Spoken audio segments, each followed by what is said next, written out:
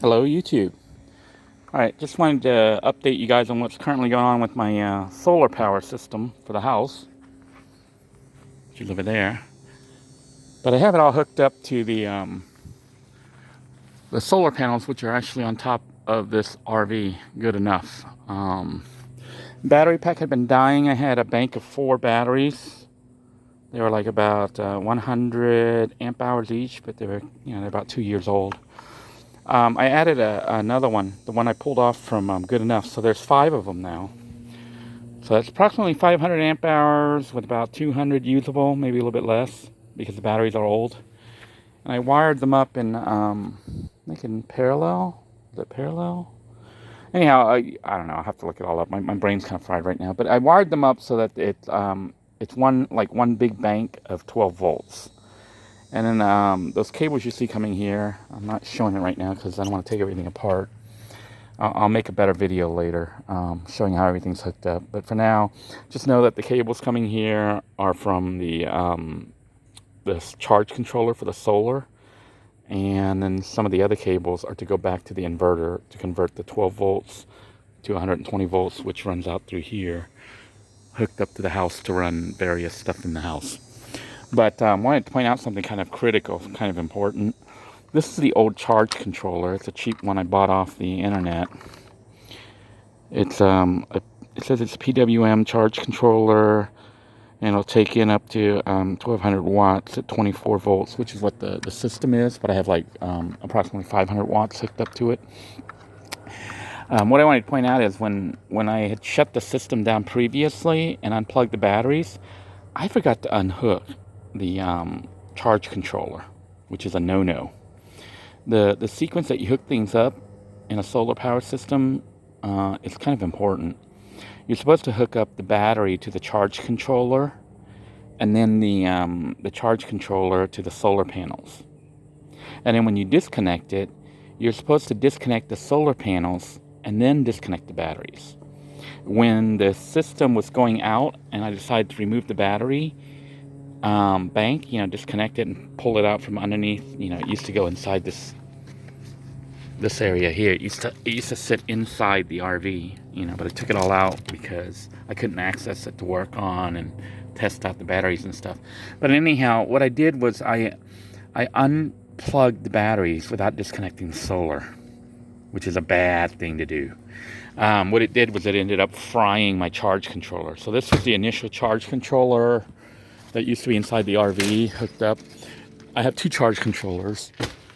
I have this one here, which is a better one right here. And you see it's 12.7 is what it's reading right now in the batteries. But I also had this one, which was over here. But you can see I put another one in its place. The one in its place right now is actually from Good Enough. Remember my van, Good Enough? I took that old one and put it here in to replace this one, which is the one that was here that burnt out. So I'm going to try to take this apart and take a look at it and see if I can repair it. Probably won't be able to repair it, but if I can, save a couple bucks. This was a cheap unit I bought online, I think through Walmart.com. They sell them online. People send it, they're selling it through Walmart, but it's only available online. And I think I bought it for like 15, 20 bucks or something like that. That's fairly cheap. This one's a little bit more expensive. It was like 150 bucks, 120 bucks. But this one didn't burn out. But yeah, just wanted to warn you. Make sure that when you unplug your solar power system, unplug the solar panels first and then unplug the batteries. If you unplug the batteries and have the solar panels hooked up, it'll send electrical voltage through your unit, and then I guess it has nowhere to go and it burns out the unit. So don't do that. All right, just a quick tip. I hope you guys found this video useful. If you want to see how the system's hooked up, I'll try to take some time to show you. It's still the same system as it was when it ran the RV. Remember, I was able to run the air conditioning and stuff off it because I actually have two inverters here. I have a small 750 watt one, which I bought from Walmart, and then I think that's a 3,000 watt one that I bought from Harbor Freight. The 3,000 watt one was used when I was running stuff like the microwave and air conditioning, the window air conditioning unit here. But now, I don't really run anything on it, so I've been running off the 750. It uses less power, so it's a little bit more able to conserve power. Right now, the battery bank's reading 12.3, which is kind of low. And the reason it's so low is, well, it says 12.8 on this one, so 12.3 at the inverter and 12.8 at the charge controller. The reason it's kind of low right now is just kind of still early morning, but it had been raining a lot in Florida. So sky looks really nice right now and bright, and the sun is out, but you see it's not direct sunlight because it's still morning. But basically, the system hadn't been charging up. So it didn't charge up over the last couple days. Battery bank was going low, even though I rehooked everything back up, got it all hooked up. I did a really bad job hooking things up, but it works. That's the main thing, is it works. But basically, it hadn't been charging up because the sun had been out. It had been raining. I want to show you my really bad wiring. You can see what I did was I took a jump charge cable and I cut it. So I had a red and a black for the jump charge cable, and I wired it into the battery. See right here, the battery connection. I just taped it together, wrapped the wires and taped them together. That goes to the power inverter. And then this other little one here, all these little wires here, that's actually from the solar panels. It went from the solar panels to the charge controller, and from the charge controller to charge the battery bank. Let me go ahead and show you the hookup since we're here, because we may not have time later. But I have to build a little shed out here to cover all this. Right now there is no shed and everything. You can see it's been raining a lot. Water's been just sitting here. This is not a good combo, having batteries with water. So anyhow, you can see how it's all wired. Basically, I took auto jumper cables and I hooked this is like positive to positive to positive to positive to positive, and then negative to negative to negative to negative to negative. So it acts like one big giant battery. And then the charging cables, these are from the solar panels. That's the negative. These two little black ones, they go to the negative port there. And the positive cable came to the positive here. You might be wondering why there's two negatives and one positive. I had joined the two positives inside there. I took the two positive cables, one from each charge controller, and wired it into one, and then sent it here. I didn't do the same with the negative, although I could have.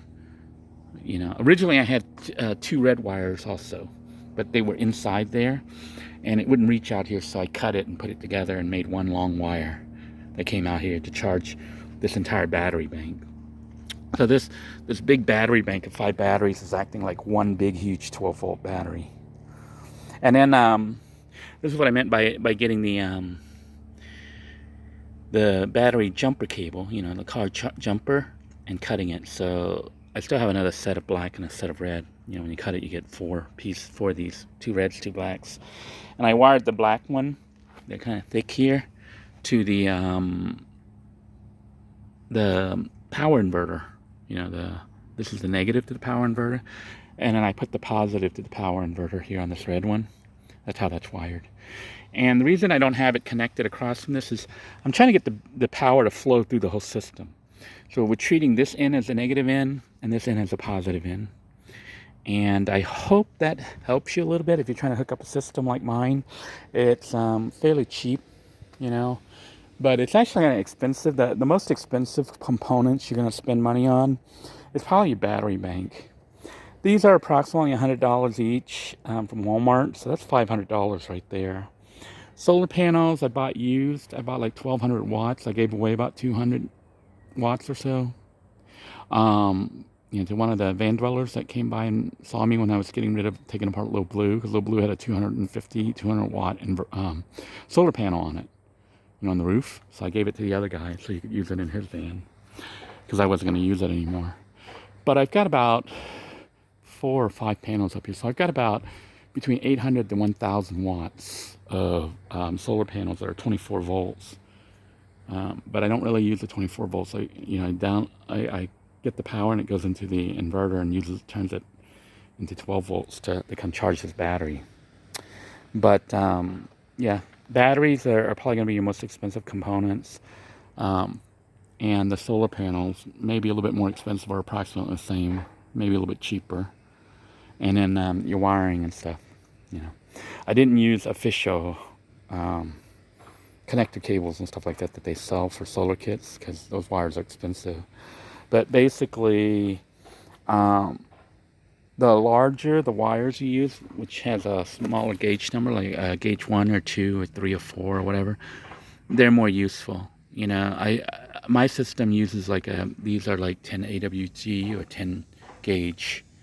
The thin ones are 10, and then these big ones are probably rated at 10 also, even though they're from jumper cables. So I have 10 AWG cables running everywhere. And if you can get, you know, like 8 AWG or 6 or 2 or 1 AWG, that's even better. But for what I use it for, which is mostly running lights right now, it seems to be working fine and doesn't overheat. So the larger the wiring, the better, but it's also harder to work with larger wires, and it's way more expensive. So 10 AWG for my purposes, which is mostly running lights and small appliances like a TV or a fan or something. If I was running air conditioning and stuff all the time, or microwave, you'd probably want to use the large, you know, smaller AWG numbers, like a 1, 2, 3, 4, 5, 6, 7, 8, you know, AWG. 10 might work briefly, but you want to see if it gets too hot and starts melting, which is bad. It could cause an electrical fire. Anyhow, I hope you all have a good day. Just wanted to update you on what's going on. We're back on solar power, so hopefully that'll save me some money for, you know, running my lights and stuff like that. Until next time, everyone, take care. God bless you all. Stay safe. Bye-bye now.